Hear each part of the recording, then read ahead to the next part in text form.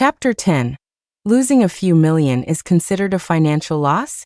As the eldest among the younger generation of the Jang family, Jiang Huai always wore a smile, but almost no one dared to disobey his words. Sometimes, he was even more effective than their own parents. Just like Jiang Su in front of him, after receiving the warning in Jiang Huai's eyes, he simply shut his mouth and stopped speaking. Lu Xueshi glanced at Jiang Huai, silently lowered her eyes, making it impossible to read her expression. Aunt Wu was quickly taken down by the villa's security guards for supervision, but this matter was not easy to handle. On the surface, Aunt Wu did not steal any property from the Jiang family, so calling the police was definitely not an option. At most, it could be considered her being superstitious. After all, stealing wealth had no basis in reality. But after such an incident, Aunt Wu definitely could no longer stay in the Jiang family. "Miss, how should these things be handled?" the butler asked Guan Shushu, who was standing aside. Regardless of how she knew that things were buried here, it was clear that this newly returned young lady had something special about her. "Burn them." After Guan Shushu said that, she took out her phone and casually operated something on it. Jiang Huai caught a glimpse of it out of the corner of his eye, and saw her transfer 5,000 yuan to a certain account from the 100,000 yuan he had just transferred to her. Jiang Huai secretly raised his eyebrows, but didn't ask any more questions. What he gave her was hers, and she could spend it however she wanted. Inside the villa's study, the butler reported the situation in the downstairs garden to Grandpa Jiang again. Ming Zhou found something in the flower bed. It should be the thing that the young lady said was stealing the Jiang family's wealth. Grandpa Jiang was a little surprised. That child actually knows about these things? The butler thought for a moment and said, "It might just be a coincidence." He said, "The surveillance footage shows that the things were buried a month ago." According to the young lady's statement, the Jiang family should have already lost some wealth, but I asked CEO Jiang afterwards, and the company and the family have not suffered any financial losses recently. In other words, the things Aunt Wu buried didn't work, so the credibility of Guan Shushu's words was questionable. Grandpa Jiang listened thoughtfully, and then just smiled. "It seems to be just a child's little hobby. Well, as long as it's harmless, let her do as she pleases." As for Aunt Wu, even if she didn't succeed, since she had bad intentions, she naturally couldn't be kept in the Jiang family anymore. Over here, when she heard that the Jiang family hadn't suffered any financial losses at all, Guan Shushu's first reaction was disbelief. Impossible. Although it was only a tiny bit, Aunt Wu did steal a part of the Jiang family's wealth. That strand of wealth alone was enough to make Aunt Wu's family strike a fortune. Guan Shushu was very sure of this. Jiang Su originally thought that she had actually guessed Aunt Wu's matter correctly, and was wondering if he was too rash. At this moment, upon hearing this, he snorted. "I knew someone was bluffing. What's stealing wealth? I've never even heard of it." Guan Shushu glanced at him, her eyes clearly saying, "You little brat, don't bother me." Then he turned to Jiang Huai. "Ask someone to check the account status of Aunt Wu and her son in the past month, and you'll know." Jiang Huai himself was curious about his sister's abilities, so he didn't mind the trouble. He made a phone call to instruct someone, and soon the investigation results were sent over. The moment Jiang Huai saw the investigation results, his expression was subtly strange. Jiang Su and Lu Xueshi were both curious and couldn't help but lean in to find out the answer. Jiang Huai silently put away his phone and looked at Guan Shushu, who was standing aside. The Wu family has indeed made a fortune recently, winning a 5 million lottery ticket. Guan Shushu immediately had a "see, I told you so" expression. She knew she wouldn't be wrong. Wealth is something that ebbs and flows. If they get 5 million, the Jiang family should lose a few million accordingly. Guan Shushu said seriously, but Jiang Huai was speechless. "The project in the branch office had some problems last week, and we did lose a few million." But he didn't care about this little money, let alone Jiang Yuqing, the president. "When you said losing money, I thought we would lose at least a few 100 million. It turns out it's only a few million." Jiang Huai looked like he hadn't remembered because she had misled him with her words. "Guan Shushu.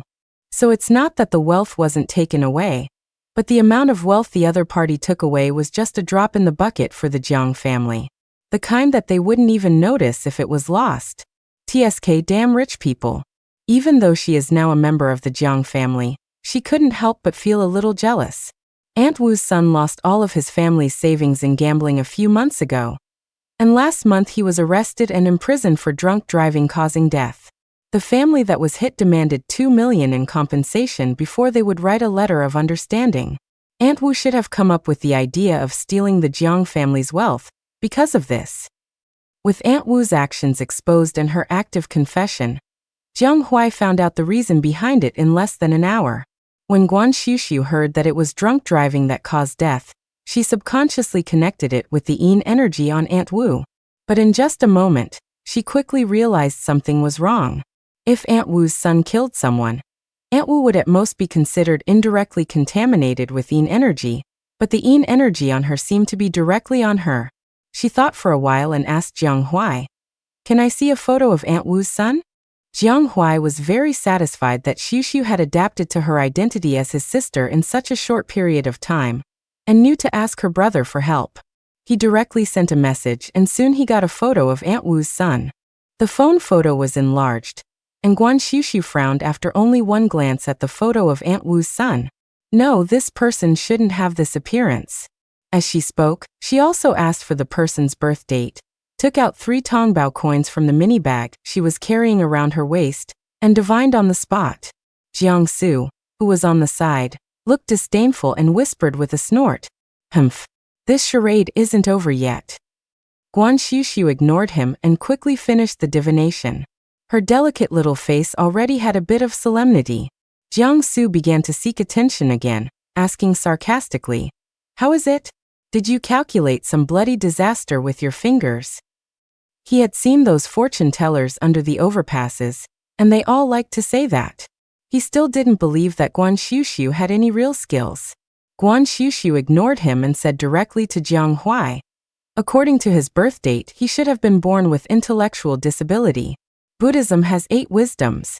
If a person has committed serious sins in their previous life and wants to be reborn as an adult in this life, one of their wisdoms will be taken away, causing them to be born with intellectual disability. But this person now has all 8 wisdoms, so Wu Sa must have used other means to make him a normal person. But she may not know that it's okay for people who did evil in their previous life to be intellectually disabled in this life. But if they regain their intelligence, it's like defying the heavens and changing their fate.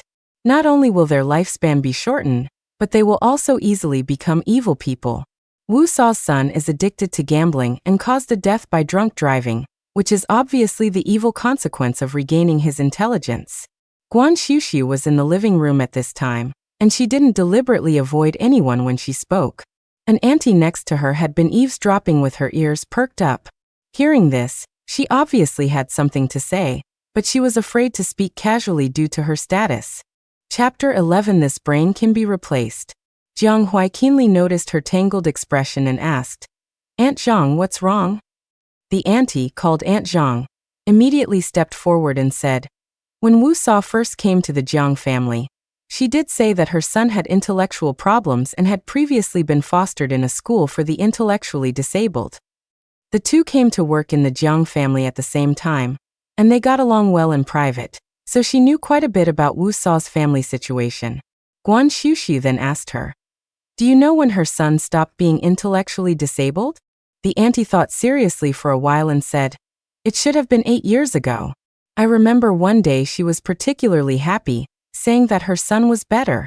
It must have been in the summer."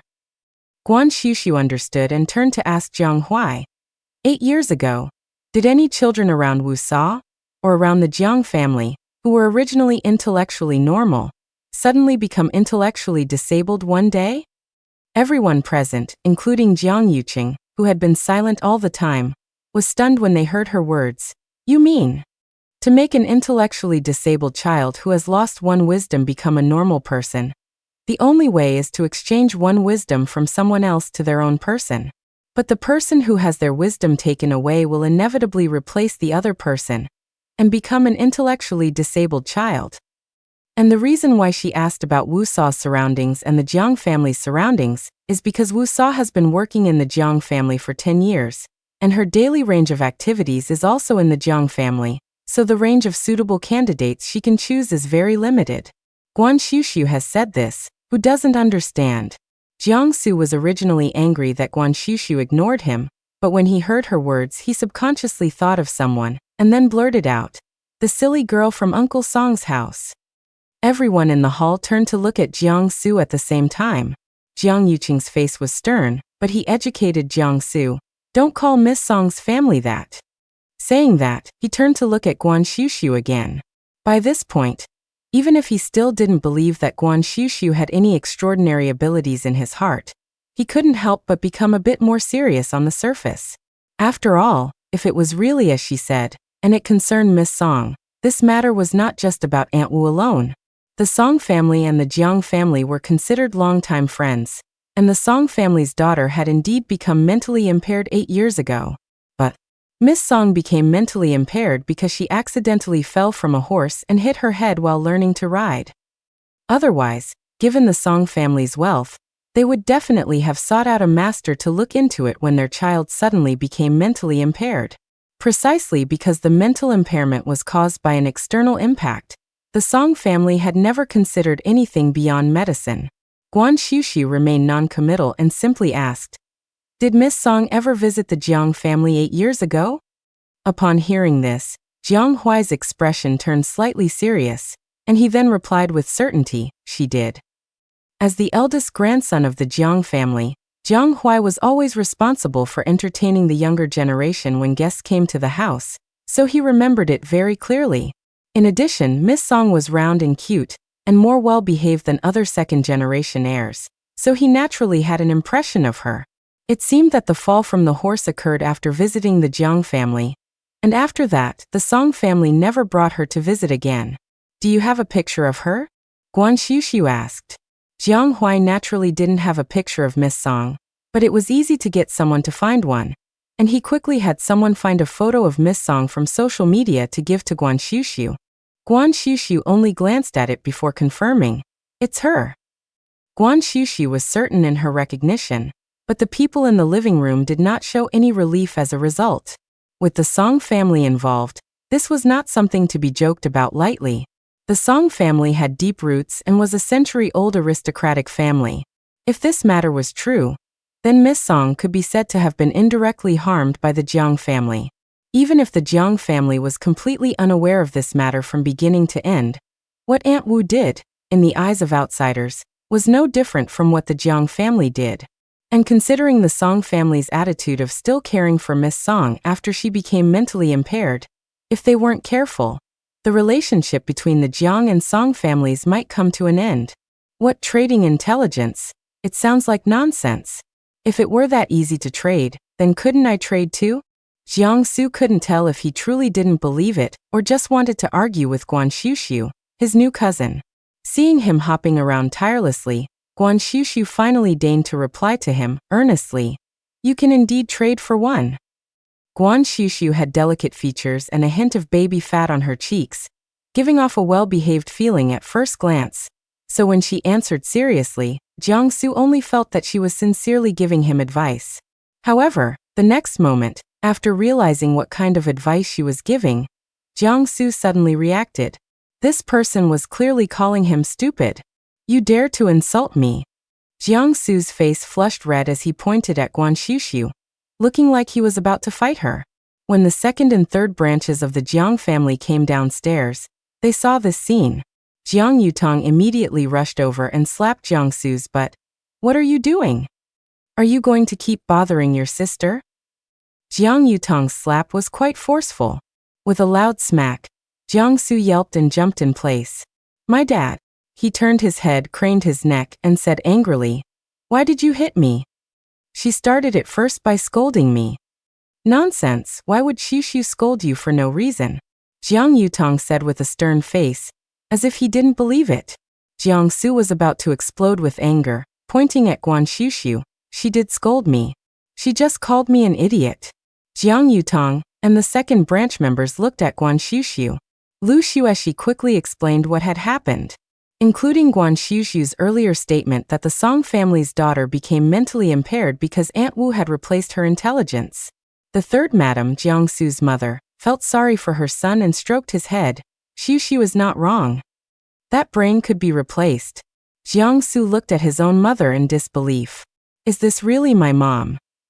But compared to Guan Shushu scolding someone, the Jang family was more concerned about Aunt Wu burying paper talismans in the garden. Although they didn't really believe in such things, the fact that someone had buried something like that in their garden still made them feel uneasy. As for Guan Shushu, everyone assumed that she had stumbled upon it by accident, and didn't believe at all that her sudden mental impairment was caused by someone replacing her intelligence. It's not a big deal for girls to like astrology and fortune-telling, but don't talk about these things at home. The second son, Jiang Yuman, although in the entertainment industry, didn't believe in this kind of thing at all. He even thought that his eldest brother's daughter was not serious, and was just doing these messy things to attract the attention of adults. Jiang Yuman believed that he understood these young girls' minds very well. Wasn't she just trying to show her presence after being recognized back into the family?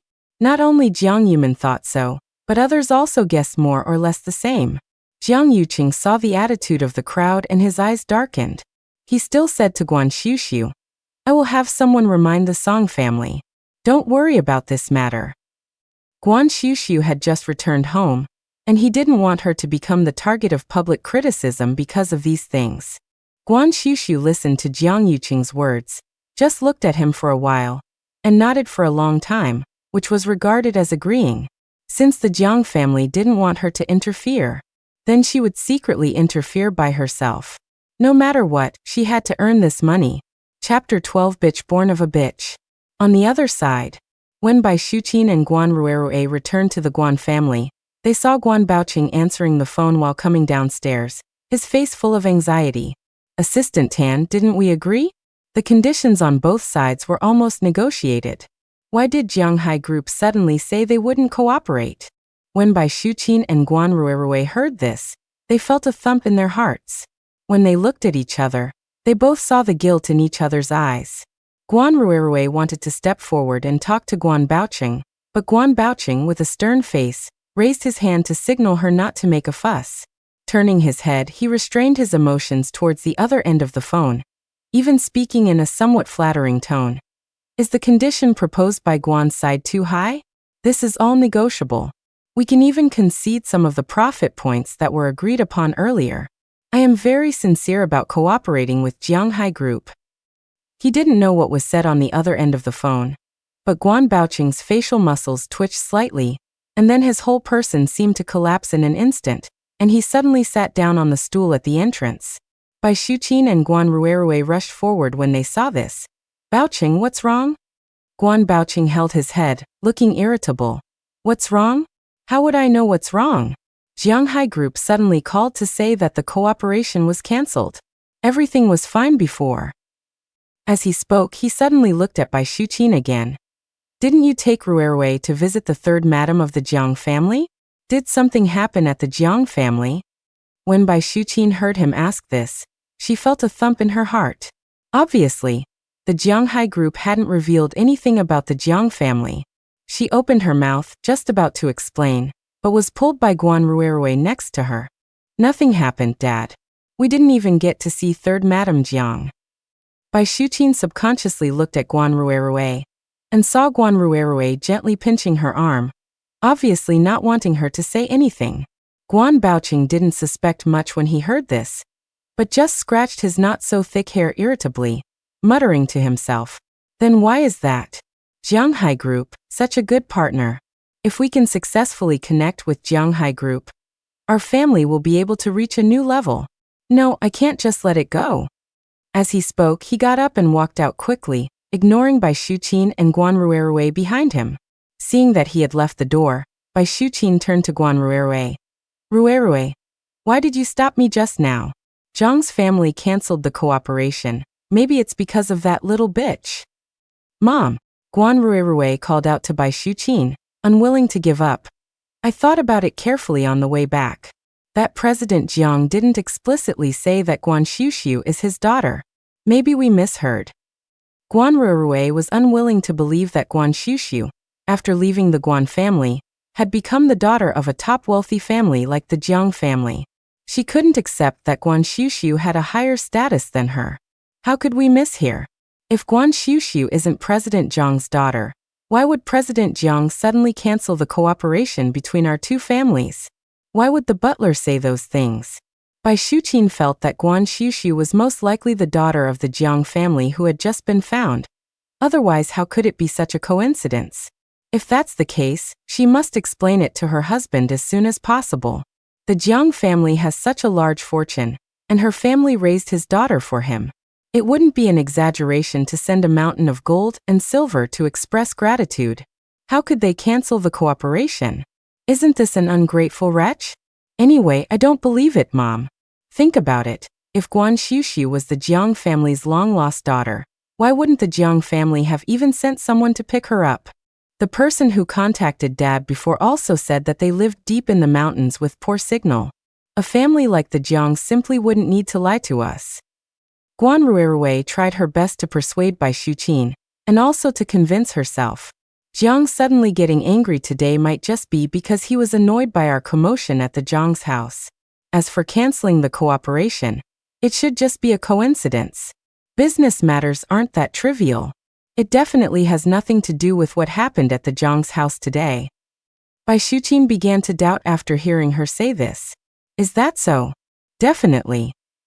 Guan Ruirui said with certainty and took out her phone again. The group chat is also talking about this Jiang family's eldest daughter, saying that the Jiang family will hold a banquet the day after tomorrow to officially introduce her. If we can find a way to get an invitation to the banquet, we'll know for sure when we see her in person. Bai Shuqin's face showed some hesitation upon hearing this. After all, the Jianghai group had just cancelled their cooperation, so getting an invitation wouldn't be easy. Seeing this, Guan Ruirui quickly said, if Guan Shushu isn't the Jiang family's newly found daughter, that's best. We can also take the opportunity to explain today's misunderstanding to President Jiang. Dad might even be able to get the cooperation project back. President Jiang definitely won't refuse in that kind of setting. She paused, then gritted her teeth secretly and voiced another possibility. If by any chance, Guan Shushu really is the Jiang family's eldest daughter, our family has raised her for a while after all. She can't possibly recognize her biological parents and then disown us, right? Guan Ruirui's words instantly enlightened Bai Shuqin. Her eyes lit up. Yes, why hadn't she figured it out? Regardless of whether Guan Shushu was the Jiang family's daughter, this was beneficial to them. Ruirui is right. If that little bitch Guan Shushu is really the Jiang family's daughter, the Jiang family can't just kick us out again in front of so many people. Whether it's the cooperation project or anything else, the Jiang family will have to offer us something to express their gratitude. After all, we raised their child. The more Bai Shuqin thought about it, the more she agreed. She immediately clapped her hands. I'll think of a way to get the invitation. Bring your dad along, and you go buy 2 beautiful dresses. We must dress up beautifully the day after tomorrow. The banquet held by the Jiang family would definitely be attended by the young masters and ladies of the famous and influential families in the city. This would be the first time her Ruirui appeared in such circles, and she would definitely amaze everyone. Upon hearing this, Guan Ruirui leaned shyly against Bai Shuqin, but she had the same thoughts as Bai Shuqin in her heart. Guan Shushu didn't know the Guan family's intentions. After dinner, she finally saw her new room under the guidance of her second aunt, Yao Lin. It was a suite on the side of the 3rd floor. The room was very large, divided into 2 rooms, and the entire room was full of a princess-like, dreamy children's style. The corner of the outer room was also filled with various toys and gifts. There were even baby carriages and other items. This room was originally prepared as a nursery for you. Your eldest brother has always kept it, but I thought the decor was too childish, so I wanted to arrange other rooms for you first, and give it to you after repainting and decorating. I didn't expect it would upset you. Please don't blame me. As Yao Lin spoke, she affectionately put her arm around Guan Shushu's arm. Guan Shushu calmly pulled her arm back from her grasp. I won't. Yao Lin saw her cold attitude, and the smile on her face stiffened. After a few more words, she turned and left. The moment she closed the door, her affectionate smile disappeared. And when she turned her head to look at the door, her eyes were a little gloomy. Chapter 13. This is the fox I raised. Night fell. The Jang family's villa was quiet inside and out, with only a few bedrooms still lit. Guan Shushu lay on the pink princess bed, watching the starry sky painting on the ceiling emit spots of fluorescent light in the dark, dreamy yet warm. This was out of concern that the child would wake up in the middle of the night and be frightened by the darkness. From the layout of this room alone, one can tell how much Jang's parents looked forward to her birth. That was a kind of affection that Guan Shushu had never experienced. Because in the Guan family, no one ever looked forward to her arrival. If there was anything, it was probably just the expectation that she would die. After all, her death could bring Guan Ruerue a lifetime of good fortune and prosperity. Guan Shushu closed her eyes, no longer thinking about the people and things of the Guan family, and instead began to think about another question. Since she entered the Jiang family, the Jiang family members had not mentioned her biological mother. Was she gone? Or was there another secret? Just as she was thinking, a familiar cry seemed to penetrate her consciousness and ring sharply in her ears. Guan Shushu suddenly opened her eyes. As if realizing something, her face changed, and she suddenly got up, grabbed her coat, and hurried to the window. That was the direction from which the sound came. Opening the window, Guan Shushu only glanced at the dark night sky. The next second, a yellow talisman appeared out of thin air in her hand.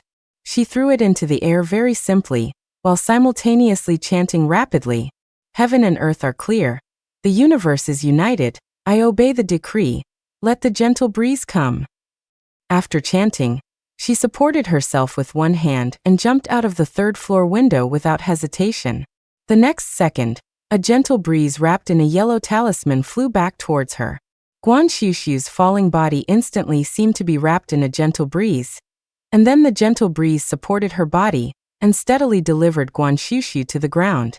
By the second-floor window, Jiang Su, holding his mobile phone and desperately fighting with his brothers, caught a glimpse of something falling from upstairs in the corner of his eye. He subconsciously turned his head, but unexpectedly this distraction caused the game to pop up a message that he had been killed. "Dad!" Jiang Su screamed and suddenly jumped up from the chair. Remembering who lived upstairs, he rushed angrily to the window, wanting to see what that rude cousin had thrown downstairs. He was going to pick it up and throw it back in her face. However, when he leaned over, he saw a figure quickly passing through the garden downstairs. Just as Jiang Su was about to take a closer look, the figure disappeared. Jiang Su stared wide-eyed at the direction where the figure had disappeared. What the hell? Although he was addicted to games, Jiang Su had excellent eyesight. Why did that figure just now look so much like Guan Shushu, that mystic? And when did she come downstairs? Outside the gate, Guan Shushu ran quickly in one direction as soon as she left. From a distance, she saw a 3-story villa, brightly lit at this moment. As she got closer, she could vaguely hear some chaotic noises from inside.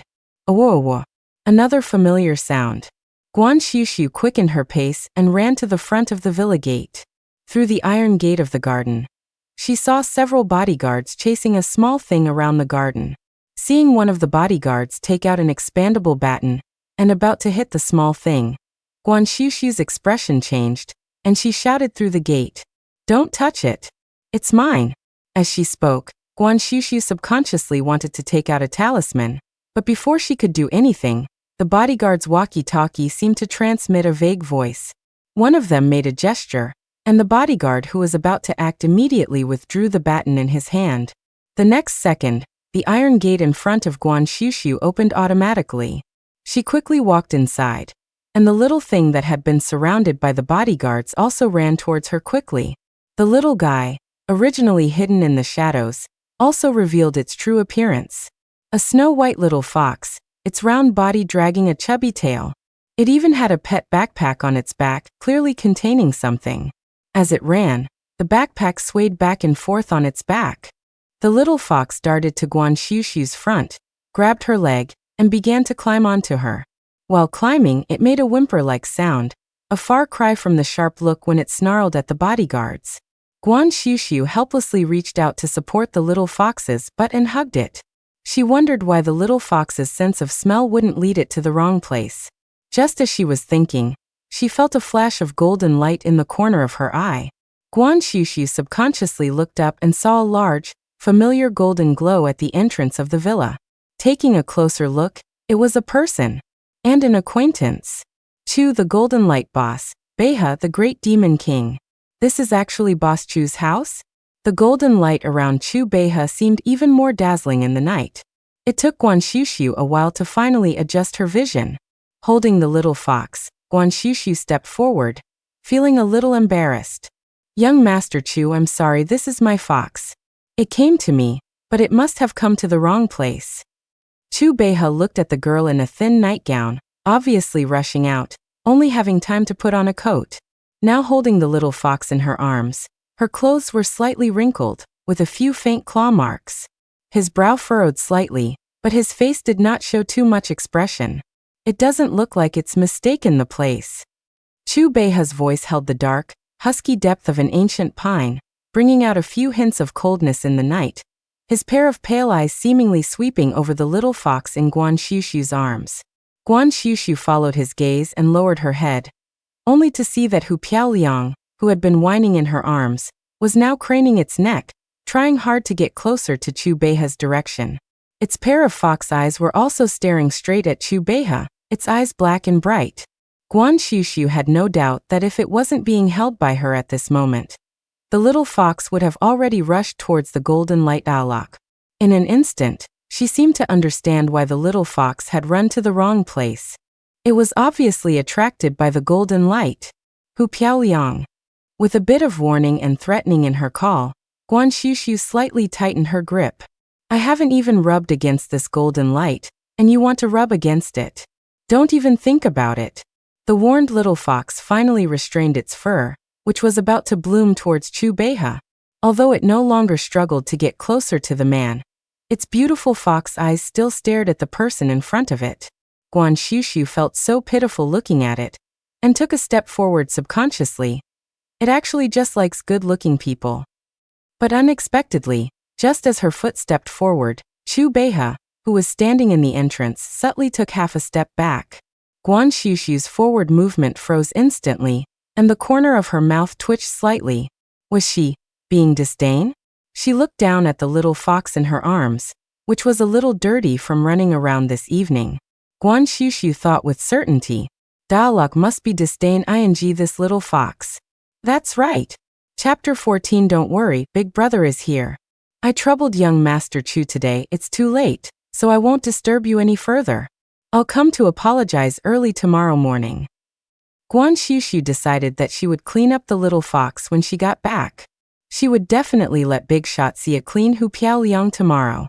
Chu Beha looked at her earnest little appearance, still without much expression on his face, and only nodded lightly, then instructed the housekeeper beside him. Send Miss Jang home. The housekeeper nodded, stepped forward and politely led Guan Shushu out. Although they were in the same community, he thoughtfully had the patrol security car take her and her little fox all the way to the door of the Jang family. The housekeeper who came upon hearing the news was a little dumbfounded when he saw Guan Shushu. He didn't even know when the eldest young lady had gone out, and what the eldest young lady was holding in her arms seemed to be a fox. Miss, this is. After seeing off Chu's bodyguard, the housekeeper looked at Guan Shushu and the little guy in her arms, not knowing which one to ask about first. Seeing that Guan Shushu was dressed thinly, he hurriedly let her in first. As soon as she entered the door, she saw Jiang Huai standing at the stairs, obviously waiting for her. At the corner of the stairs on the second floor, Jiangsu was poking his head out, looking like he was watching the excitement. As soon as Guan Shushu entered the door, he saw the thing in her arms, and immediately couldn't help but lower his voice and point at her. You, what the heck is in your arms? Our family doesn't allow pets with fur. Guan Shushu glanced at the teenager who was showing off his presents at every opportunity, and asked him with a serious face, since you're not allowed in, how are you here? Jiangsu's expression faltered, full of innocent foolishness, and Jiang Huai beside him burst out laughing. Jiangsu belatedly realized what was happening. His face flushed red, and he was about to explode. You. It's so late, Grandpa and the others should be asleep. Guan Shushu's light words instantly extinguished the volcano that Jiangsu was about to erupt. Although he was reckless, He always knew when he could be reckless and when he couldn't. No noise after nightfall was a rule in the Jang family. Not to mention that Grandpa was old and went to bed early, and it wouldn't be good for the old man's health to be suddenly awakened. Even though Jiangsu was so choked by Guan Shushu that he was about to explode with anger, he could only swallow his anger, turned around angrily, and tiptoed upstairs. Guan Shushu watched Jiangsu leave, then turned to look at Jiang Huai, but she no longer had the attitude she had when confronting Jiangsu. She held the little fox in her arms, pursed her lips, and said, "This is my pet fox. It knows I moved and came to find me." She paused and then said, "I rented a house for it outside. It will stay at home for one night, and I will send it away early tomorrow morning." In other words, she wouldn't cause trouble for the family. Hearing her words, Jiang Huai felt a faint sting in his heart. This little fox was obviously raised by her before, but it had always been kept outside, which must be because the Guan family wouldn't let her keep it. Now that she had finally returned to her own home, she hadn't even thought about raising it by her side again. Jiang Huai felt sorry for her cautious appearance, and along with the heartache, there was a strong resentment towards the Guan family.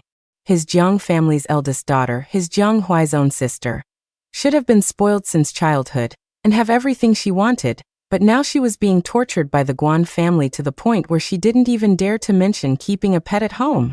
This is your home. You can keep whatever you want in your own home. Suppressing all kinds of emotions towards the Guan family, Jiang Huai stepped forward, his handsome face full of elegant smiles, his voice gentle and firm.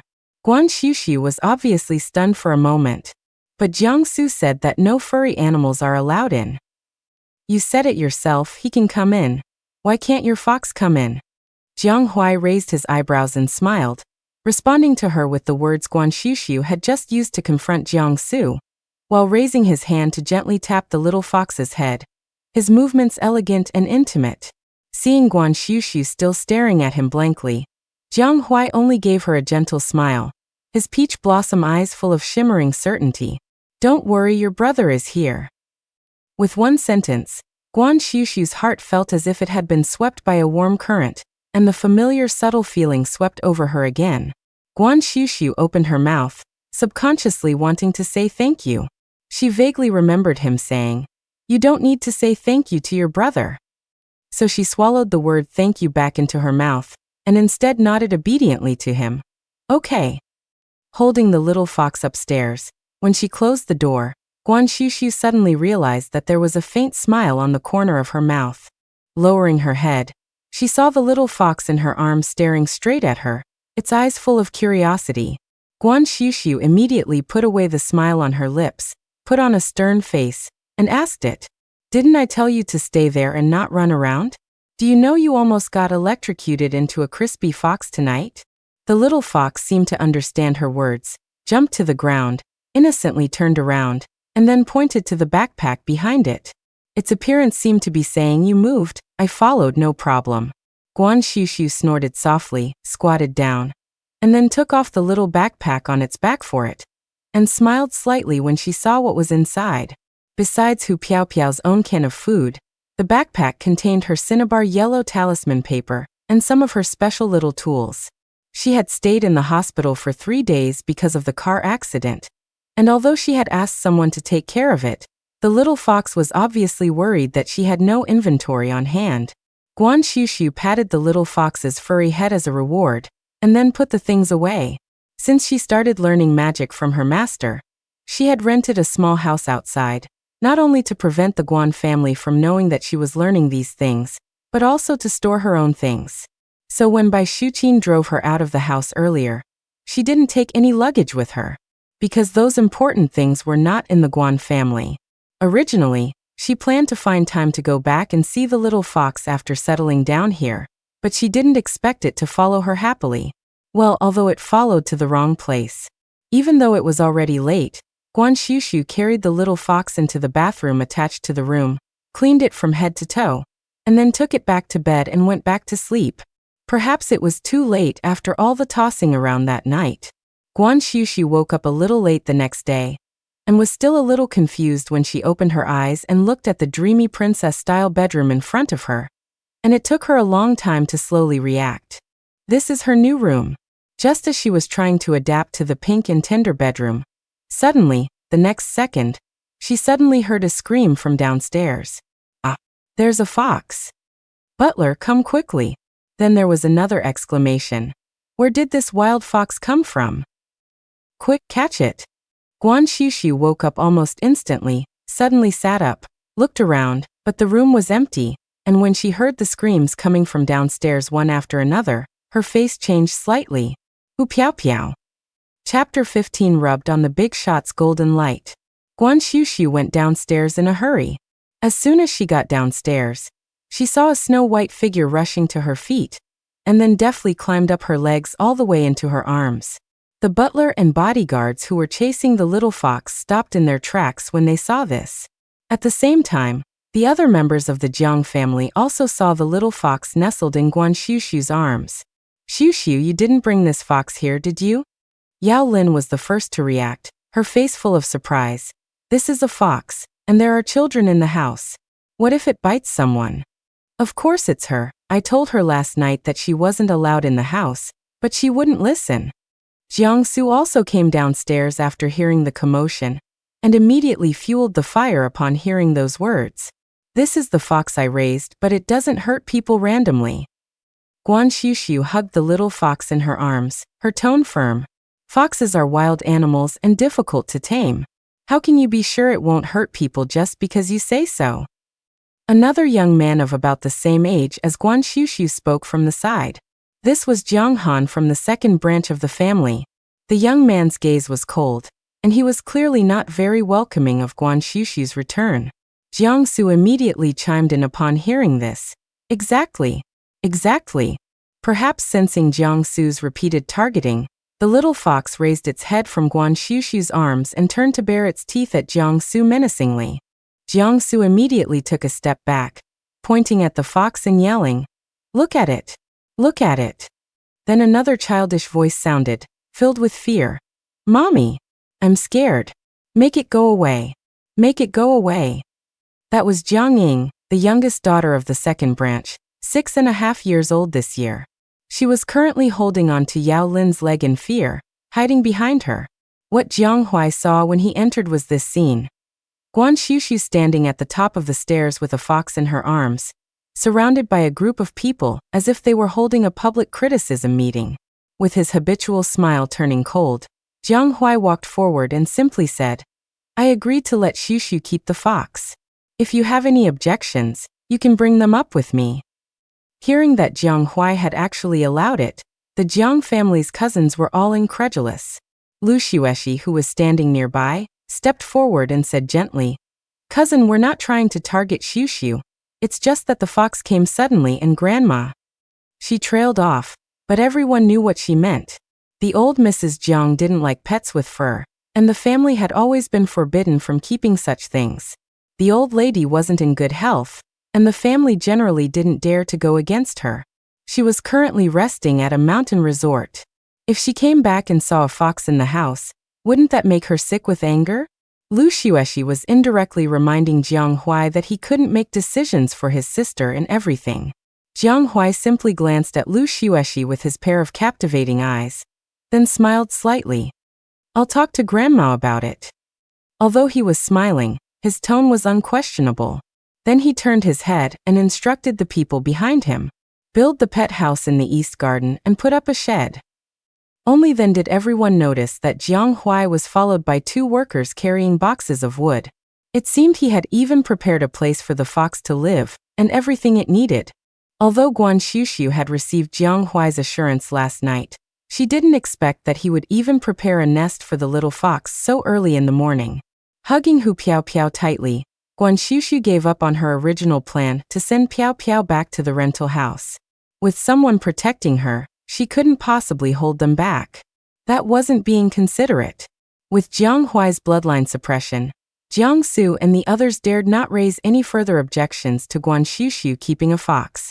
They were waiting for old Madame Jiang to return, and then they would see how Jiang Huai could still protect Guan Shushu. Guan Shushu, unaware of their thoughts, carried Hu Piao Piao upstairs, changed her clothes, had breakfast, and solemnly groomed the little fox's fur. ensuring every strand was smooth and shiny. Only then was she satisfied and carried the cub out. Because she woke up late, Guan Shushu didn't leave until 10:30 in the morning. Thinking about the time, Chu Beha probably had already gone to the company, but after the commotion last night, Guan Shushu decided to visit and apologize first. To her surprise, Chu Beha was actually at home, dressed in a suit and leather shoes, meticulously groomed from head to toe, clearly ready for work. He sat there casually. The golden light emanating from him seemed to have gilded him entirely, still dazzlingly radiant. Guan Shushu blinked, adjusted slightly, and then approached with the little fox. Young Master Chu is home. Chu Beha watched her blink at him, his dark pupils deepening slightly, but his expression remained cold and unreadable. His thin lips parted slightly, and he simply said, "You said you would come over in the morning." Guan Shushu was stunned by his words. Could it be that the big boss was at home in full gear because she said she would come to apologize, so he was waiting for her at home? Impossible, right? Wasn't the big boss's time worth millions every minute? Was he that free?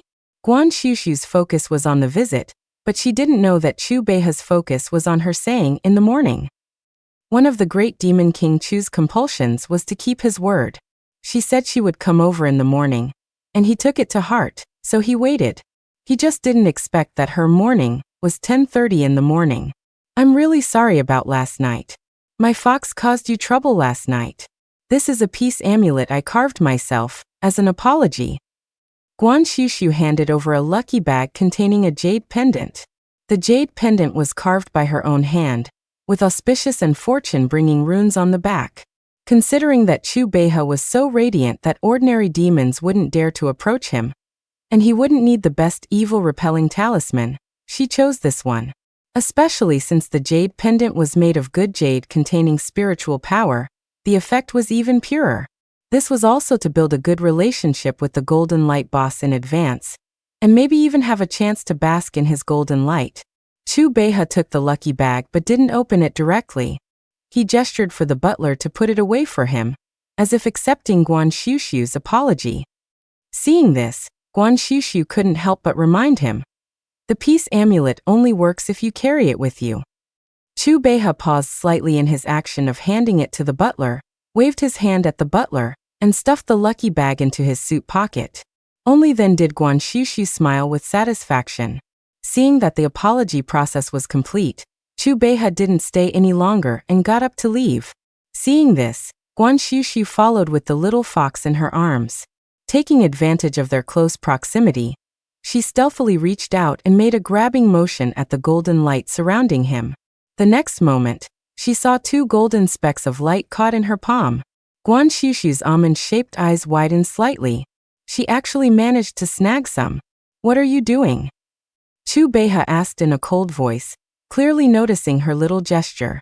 Caught red-handed, Guan Shushu remained calm, casually making an excuse.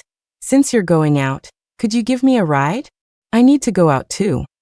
Chu Beha's gaze swept over her face suspiciously, suddenly recalling the safety amulet she had given him.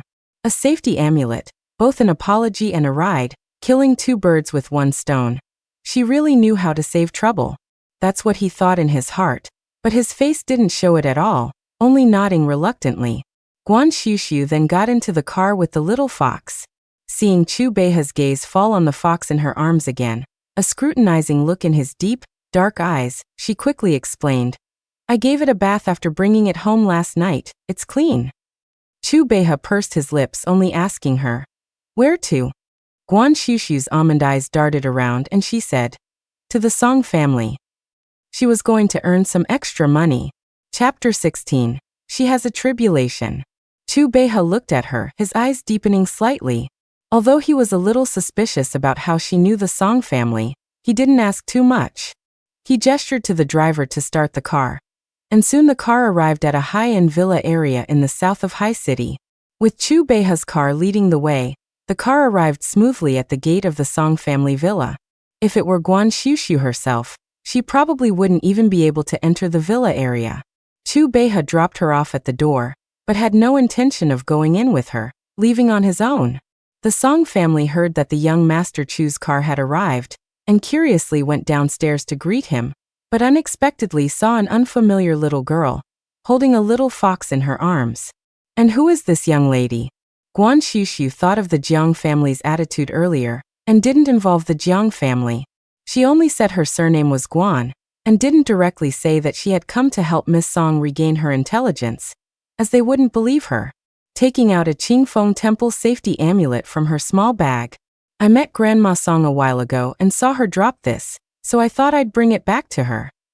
Young Master Song's social media account said that he accompanied Grandma Song to Qingfeng Temple to ask for amulets last month, which Guan Shushu used as an excuse.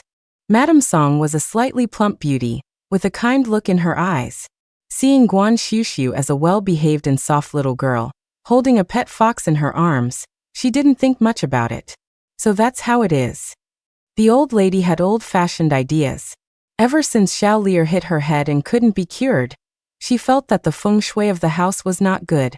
She had previously fiddled with the decorations in the house, and in the past year, she had started to believe in Taoism. A while ago, she even insisted on dragging her grandson to the Taoist temple to ask for amulets, which the family indulged her in. But she didn't expect that a safety amulet would be dropped, and someone would actually go to the trouble of sending it back. Thank you for making the trip, but how do you know my old lady? Although Madame Song was amiable, she possessed the necessary vigilance. Guan Shushu's expression didn't change as she was about to explain, but her hand subtly pinched Hu Piaopiao's belly.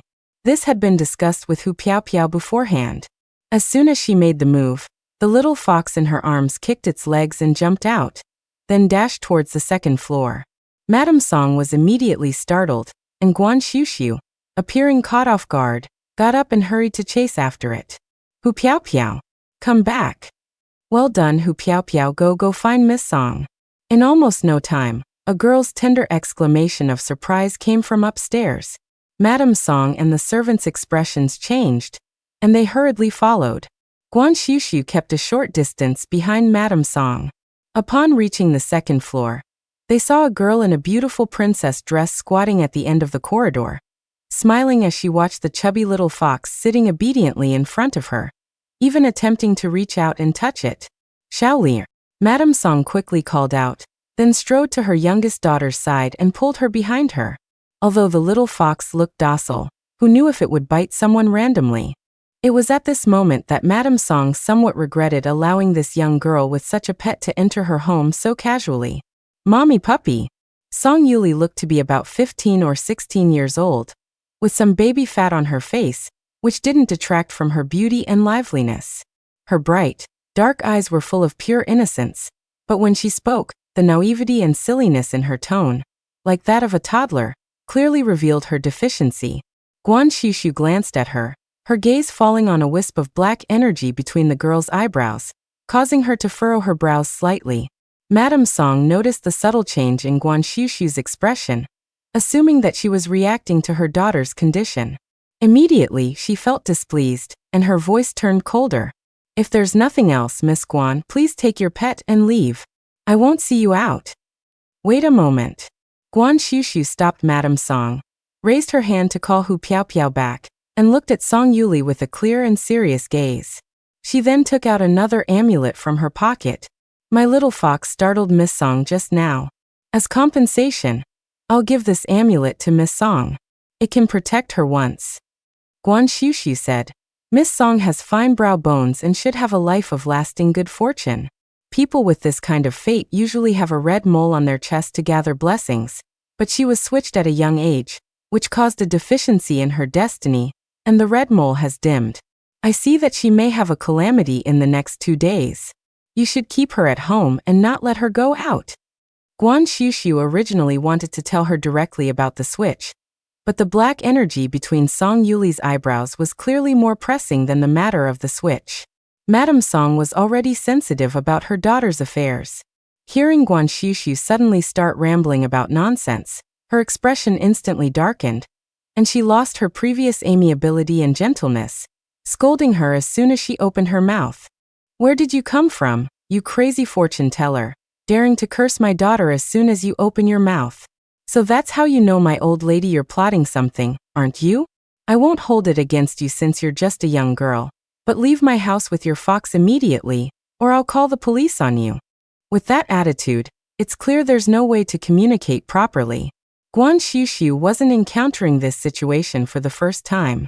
She remained calm, picked up the little fox, placed the amulet on a cabinet next to the hallway, and turned to leave. Seeing the puppy being taken away, Song Yuli was a little reluctant, looking after it and wanting to chase after it. Puppy, mommy, puppy is gone. Hearing her childish words, Madame Song felt another wave of heartache and sadness, so she could only coax her. That's not a puppy, that's a fox, it bites people. If little Lear likes puppies, mommy will have someone buy you one, okay? Okay. Mommy is the best. I want a puppy. Song Shuali instantly forgot about the little fox, and was so happy that she seemed about to spin in circles. Madame Song looked at her beautiful daughter, a glimmer of tears appearing in her eyes. When she turned her head and saw the amulet Guan Shushu had placed on the cabinet, her face darkened again. She quietly instructed the nearby maid, "Take that thing and throw it away." She would never let her little Lear touch something of unknown origin. As for what Guan Shushu had said earlier about a little red mole, or some deficiency in her fate, she didn't believe it at all. But when she looked at little Lear, her gaze couldn't help but shift to the girl's chest, which was covered by the lace lantern sleeve top. Her little Lear does seem to have a small, inconspicuous red mole on her chest. However, Madame Song still didn't believe those supernatural claims. Instead, she suspected that the maids responsible for taking care of her daughter had secretly revealed the information. What are they trying to do? The more she thought about it, the more uneasy she felt. Madame Song had someone send her daughter back to her room, then hurriedly turned around to call her husband and son.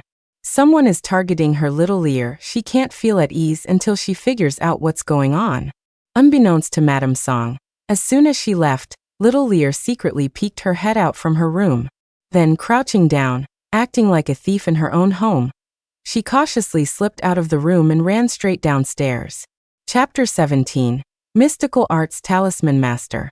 After leaving the Song family's villa area, Guan Shushu didn't return to the Jang family, but instead took a taxi to the apartment she had previously rented. An 80-square-meter two-bedroom apartment that Guan Shushu had rented 2 years ago.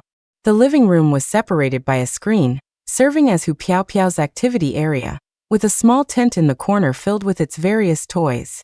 There was also a master bedroom and a study. 2 long tables were placed in the study, one side used to display various carving materials and tools, and the other side displayed yellow paper, cinnabar, and various ancient calligraphy instruments, the 2 sides clearly separated, each with a distinct style. Guan Shushu stepped forward and simply packed a few things. She didn't bring any luggage when she went to the Jiang family, and she had used up all the amulets she had on her. Since she needed to restore Song Yuli's intelligence, she had to prepare in advance. As she was putting things away, the phone next to her suddenly rang. Guan Shushu glanced at it and saw that the caller ID was Qingfeng Temple Abbot. After thinking for a moment, she answered the call. The voice on the other end of the phone was that of an old man. "Little friend Guan, have you considered the matter I asked you about before? Guest lecturer at the Kyoto Taoist Academy. Didn't you want to get into Kyoto University? Kyoto University and the Taoist Academy have a partnership. Even if your score isn't high enough, you can be directly recommended. But if you ask me, going to university is a waste of time. 2 years as a guest lecturer at the Taoist Academy is equivalent to a master's degree as an honorary mentor." The old man rambled on earnestly. Guan Shushu didn't mind the chatter and switched the phone to her other ear while listening. Only then did she say, "My score should be enough." Guan Shushu said, "But I haven't decided whether to go to Kyoto or stay in High City." She wanted to go to Kyoto University before entirely to get away from the Guan family. But now that she has left the Guan family, she doesn't really want to leave High City. When the old man heard that she wanted to stay in High City, he forgot about persuading her to go to the Kyoto Taoist Academy earlier. He said with a smile, "High City is good. High City is a place of outstanding people and abundant resources. I can also put in a word for you at High University. Well then, this old man will decline the Taoist Academy on your behalf. By the way, little friend Guan, would you consider coming directly to my Qingfeng temple? With your aptitude. Seeing that the old man was about to start rambling again, Guan Shushu quickly and simply refused. I'm not going. I want to go to university. The old man on the other end of the phone sighed with some regret, but then quickly continued. The temple has run out of peace talismans. When will you send some more over? Same as before, 3,000 each. When Guan Shushu heard business, her face became more energetic. She looked down at the stock in her drawer and nodded. Okay, I'll send 20 over first. 20 talismans is 60,000. If she donates half, she can still keep 30,000. If she wants to pay off the Guan family's upbringing fees, selling talismans alone is clearly not enough. Guan Shushu is a talisman master. There are 5 arts in Xianmen, namely mountain, medicine, destiny, face reading, and divination. Talismans are one of the arts in the mountain school, and also the most mysterious and difficult to master in Xianmen. Although Guan Shushu has dabbled in all 5 arts, her specialty and focus is talisman techniques. Apart from special talismans, general talismans are written on yellow talisman paper. Drawing talismans is the most basic in talisman techniques. In addition, there is carving talismans, such as the jade pendant she gave to Chu Beha, and drawing talismans in the void. The effort poured into the latter two is beyond comparison. Spreading out the yellow paper and cinnabar on the table, Guan Shushu lifted her pen and concentrated her energy. Then she wrote, the pen moving like a dragon and snake, completing the stroke in one go. At the end, a trace of spiritual light could be faintly seen at the tip of the brush, and such a peace talisman could be considered complete. Guan Shushu finished drawing 20 in one breath, taking only 15 minutes. After finishing the peace talismans for Qingfeng Temple, thinking of her brother and father's protection of her, she thought for a while, then took out a raw stone with excellent color, and began to carve a protective talisman. After spending the entire afternoon in the rental house, Guan Shushu finally packed everything up as evening approached, and took a taxi back to the Jang family with Hu Piao Piao. Entering the house and heading upstairs, Guan Shushu had just opened her room, and was about to go in to put her things down when suddenly, a small figure came running towards her. Turning her head, she saw her 6-year-old cousin, Inying, unexpectedly running ahead of her into the room, pushing her with her hand, her face flushed with anger, pushing and yelling. This is my room, you're not allowed in my room. Guan Shushu was stunned, glancing past Inying. It was indeed her room. At that moment, Yao Lin hurried over, seeing Jiangying's actions. She quickly whispered a reproach. Inying, don't be so rude, hurry up and apologize to your cousin? Jiangying ignored her, pointing to the room behind her, instead yelling at Yao Lin. Mom, you clearly said you were going to keep this room for me. Why is she living in it? You didn't keep your word.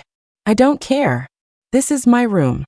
Jiangying's yelling was loud, and Jiangsu and the other brothers who were originally in their rooms came out, just in time to hear Jiangying's words. Hearing those words, Guan Shushu immediately understood why her second aunt initially prepared another room for her. It turned out she wanted to keep this dreamy princess room for her own daughter. Yao Lin also had an awkward expression at this moment, never expecting her daughter to say it directly. She could only explain with a forced smile. It's not, because Inying likes that room. I didn't know Shushu would be back, so I coaxed her. Regardless of whether Shushu comes back or not, that's her room. Jiang Huai's voice suddenly came from the other end of the corridor. He had obviously heard the commotion, and came over. His face was as always gentle and amiable, but his pair of peach blossom eyes carried a hint of coolness as they swept lightly over. Looking at Yao Lin, he asked in a lukewarm tone. Doesn't second aunt know that? Not to mention that Shushu has already been recognized into the family. Even if Shushu isn't here, that room isn't allowed to be occupied by anyone. Yao Lin's face stiffened, her red lips mumbling, looking somewhat embarrassed. The second branch's Jiang Han was a little dissatisfied with his older brother's attitude towards his mother, stepping forward and saying, Brother Huai, my mother didn't do it on purpose, it's just a room. That room's style was originally prepared for children, so what if Inying likes it and you let her have it? As he said that, his gaze swept over Guan Shushu to the side, seemingly dissatisfied. She's an adult after all. Is she really going to fight with a child over a room? The way he said it made it seem like she was the one who was fighting over the room. Guan Shushu raised her eyebrows slightly. She didn't like arguing with people, but if someone cued her, she wouldn't pretend she didn't hear it. Are you saying that because she's young and she likes it, I should give it up? And if I don't, then I'm fighting with her? Isn't that so? Jiang Han had a look of taking it for granted. Guan Shushu looked enlightened. In that case, I like the panorama of rivers and mountains in the National Museum. If you can convince the museum to give it to me, I'll give her the room. How about that? She spread her hands, emphasizing emotionlessly. After all, I'm young. I just want a national treasure. Chapter 18. I'll move out. Heh. Jiang Huai, who was standing aside, suddenly chuckled, clearly amused by Guan Shushu's retort. Jiang Han's face darkened. You're just being unreasonable. How is that possible? Guan Shushu only glanced at him faintly. Isn't this your logic? I'm just using your logic to make a condition. What's wrong with that? How can something from the National Museum be the same as a room? Jiang Han was almost laughed to death by her. Jiang Su, who was standing aside, couldn't help but interject. Guan Shushu, why are you so petty? It's just a room. It's not like you can't live here. Is it really worth it? Guan Shushu only smiled. Yes, there are so many rooms, but they have to have hers? Jiang Cheng of the third branch also stood up. Jiang Han is right, that kind of dreamy princess style is originally prepared for children. It's not like you like it that much. Why do you have to fight with a child? If it really doesn't work, I'll let you have my room, and you can give that room to Inying. That's it, stop arguing. It's just a room. Arguing from yesterday to today, it's a joke. Jiang Su also grunted. Isn't it someone?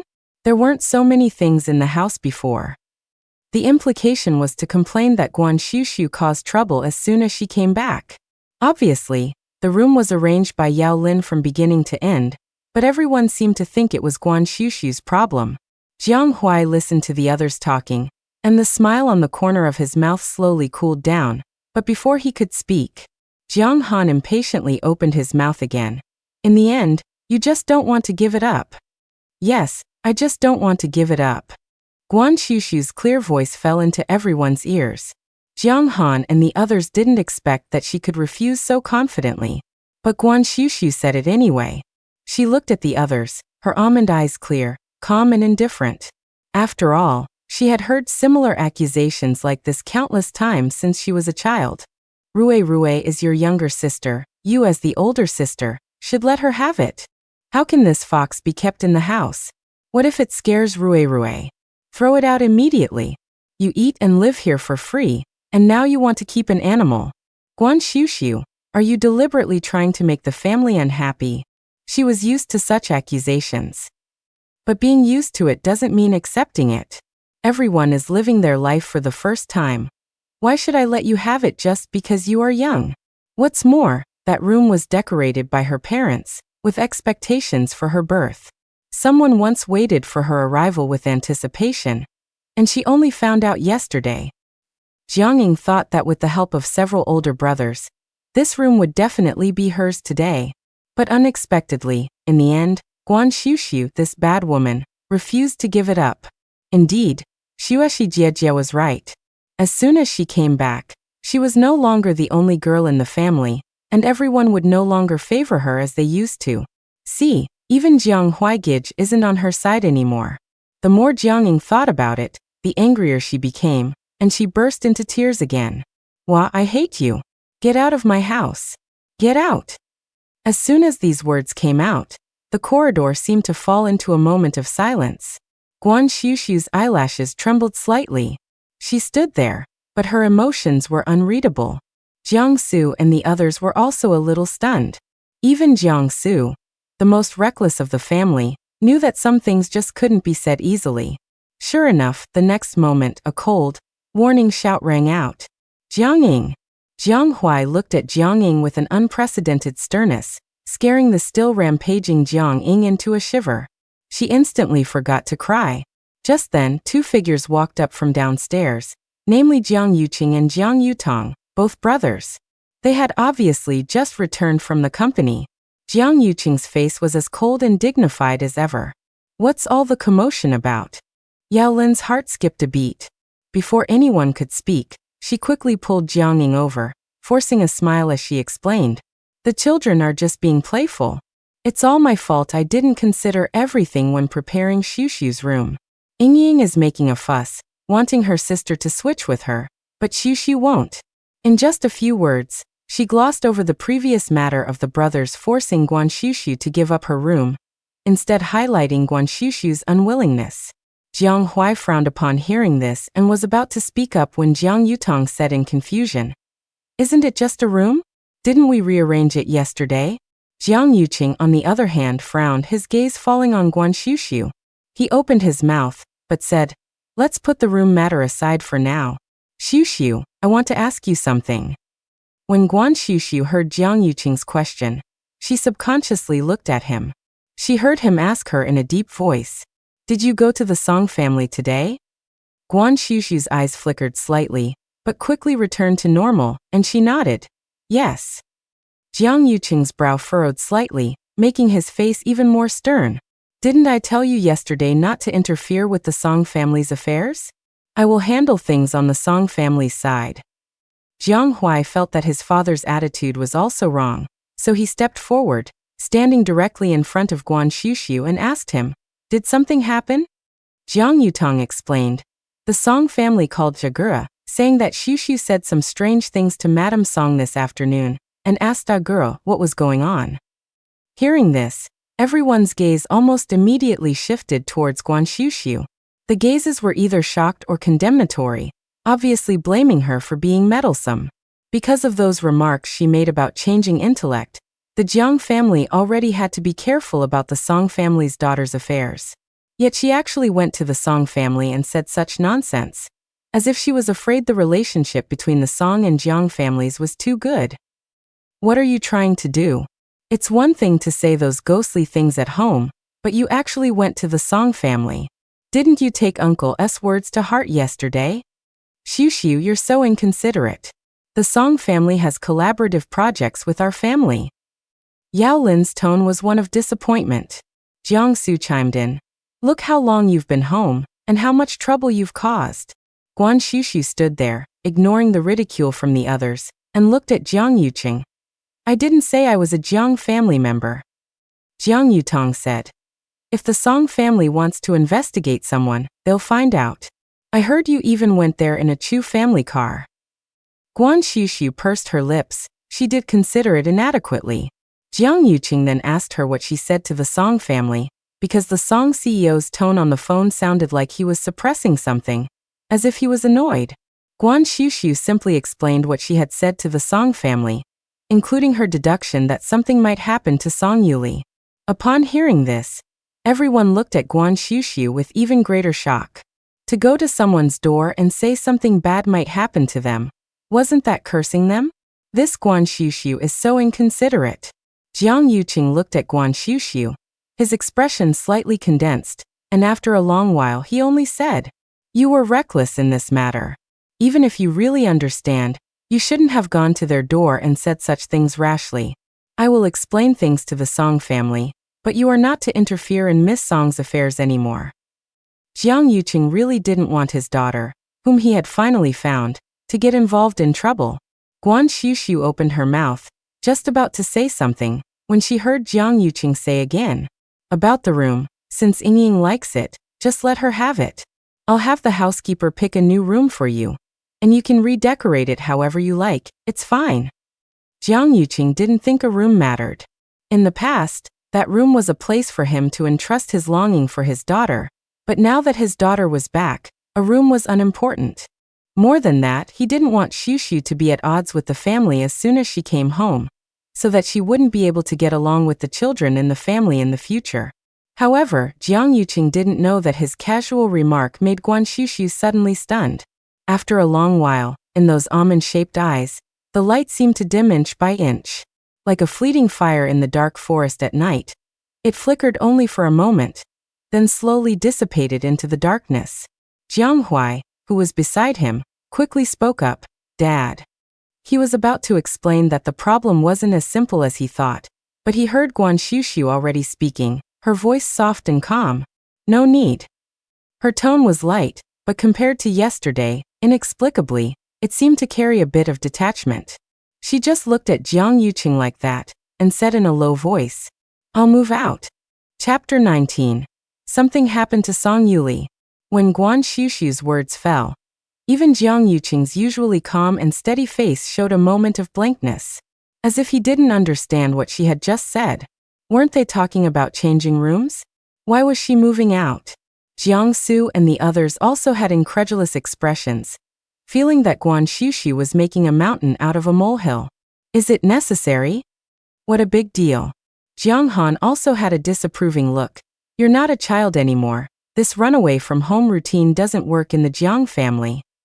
He felt that Guan Shushu was just saying that, after all, the Jiang family was different from the Guan family, being one of the top wealthy merchants in Heiress. He didn't believe that Guan Shushu would be willing to leave. Yao Lin, standing beside, also pretended to persuade. Shushu, you did something wrong. Your eldest brother was just saying a word to you. Why are you making such a fuss about leaving home? You're too childish. It was only at this moment that Jiang Yuqing vaguely sensed that something was wrong. He had seen Jiang Su's attitude toward Shushu yesterday, but he had only thought it was because Jiang Su, being a teenager, wasn't used to suddenly having an older sister. But now, whether it was Jiang Han, Jiang Cheng, or even Yao Lin, their attitudes toward Shushu couldn't be called friendly. They were talking like this in front of him, so what about when he wasn't around? Shushu you? Jiang Yuqing frowned, wanting to ask clearly, but Guan Shushu had no intention of listening any further. She turned around and suddenly called out towards the house. Soon, the snow-white, round little fox instantly jumped into her arms. Guan Shushu took the opportunity to hug it, then picked up the bag she had just brought back from the rental house. And just like when she had returned, she turned around and went downstairs without changing a thing. Only then did Jiang Yuqing realize that he must have done something wrong just now. He hurriedly reached out to stop her. Shushu, you can tell me if you have any grievances, don't act impulsively. Guan Shushu looked at him, her eyes full of calmness. I have no grievances. She had just given up. Guan Shushu had always known that she had a weak affinity with her relatives. She had never possessed such things in the Guan family for the past 18 years, so how could she dare to expect to obtain them in the Jiang family? Perhaps Jiang Hui sincerely accepted her, but the Jiang family was not his alone. Since they couldn't get along, then they wouldn't. Having finally escaped the shackles of the Guan family, she would live the rest of her days freely, following her own heart. Hugging the little fox and bypassing Jiang Yuqing, Guan Shushu left without looking back, without any hesitation. This, leaving after causing trouble, that's too irresponsible. Seeing that she really left as soon as she said she would, Jiang Su couldn't help but mutter in a low voice. However, as soon as he said this, Jiang Yutong, who was standing next to him, slapped him on the head. What's it to you? You keep talking all day long, can't you shut up? Jiang Su was violently suppressed by his own father, and finally obediently shut up. Jiang Hui hadn't spoken since just now, and only then did he lift his leg and chase after her. Guan Shushu thought he was coming to keep her, but she didn't expect Jiang Hui to turn his head and directly instruct the housekeeper to arrange a car to send her out. He looked at her, his handsome face displaying his unique tenderness. You did the right thing. Guan Shushu. You just came home. If you compromise in every way, others will only think you're easy to bully, and they'll become even more unscrupulous later. On the contrary, if you show your attitude from the start, others will be wary. Jiang Hui even seemed to have a hint of relief in his words. Guan Shushu. So, Jiang Hui took her saying she was going to move out as a way of showing her attitude? But she really intended to move out. Opening her mouth, just about to explain, I'm not. She heard Jiang Hui interrupt her gently. I have an apartment in Xinjiang Bay. Go stay there for a couple of days. I'll have the housekeeper come over every day to clean and cook. You just relax there. As he said that, he narrowed his eyes slightly. About what happened today, your brother will definitely get you an explanation. Guan Shushu met Jiang Hui's earnest gaze, and for a moment didn't know what to say. If a perfect older brother had a template, it would probably be Jiang Hui. She liked this older brother. She lowered her head slightly, only to feel a pair of large hands gently land on the top of her head, carrying a reassuring warmth. You are my sister. Since they can't recognize that, then we'll correct their thinking and pour out the water in their brains. They'll eventually recognize it. When Jiang Huai said this, the corners of his mouth held his usual gentle smile, but his peach blossom eyes carried a hint of dangerous coolness. Guan Shushu could almost see Jiang Huai smiling as he used a cabbage-twisting gesture on the heads of his cousins, one small head in each hand. Swallowing her saliva, Guan Shushu softly echoed, "Okay." Well, she kind of wanted to see it. After thinking about it, Guan Shushu put little Pretty into the car, and then took out 2 lucky bags from her backpack and handed them to him. "These are talismans I carved myself, originally meant for you and him." He of course referred to Jiang Yuqing. But with the situation just now, she was too lazy to deliver them herself, so she entrusted Jiang Huai to pass them on. Hearing that they were made by her own hands, Jiang Huai's beautiful peach blossom eyes flickered slightly, then he smiled and accepted them. "I will keep them close to my body." Guan Shushu nodded, not saying anything more, and turned to get into the car. Jiang Huai stood there watching the car drive away, and after a long while he slowly turned around. The shallow smile that had been on his lips disappeared in an instant, replaced by a frosty coldness. Inside the villa's living room, Jiang Yuqing and the others were waiting in the hall. Seeing Jiang Huai return alone, they knew that he hadn't managed to keep her. Jiang Yuqing's expression was a little unpleasant. Shushu didn't want to stay? Jiang Huai didn't answer his question, but walked straight up to him and said in a calm voice, "Father, regarding the specific events of today, I think it's necessary for me to explain them to you in detail." For some reason, hearing Jiang Huai's calm tone, Jiang Su and the others all felt a tingling sensation on their scalps. In the car, Guan Shushu didn't bother with the Jiang family behind her anymore, and instead took out a yellow talisman from her bag. She really didn't expect the fact that she was a member of the Jiang family to be discovered so quickly, but just because she went to their door and spouted nonsense, the Song family would never have contacted Jiang Yuqing without regard for the relationship between the two families. The Song family's reaction was so strong. Something must have happened to Song Yuli.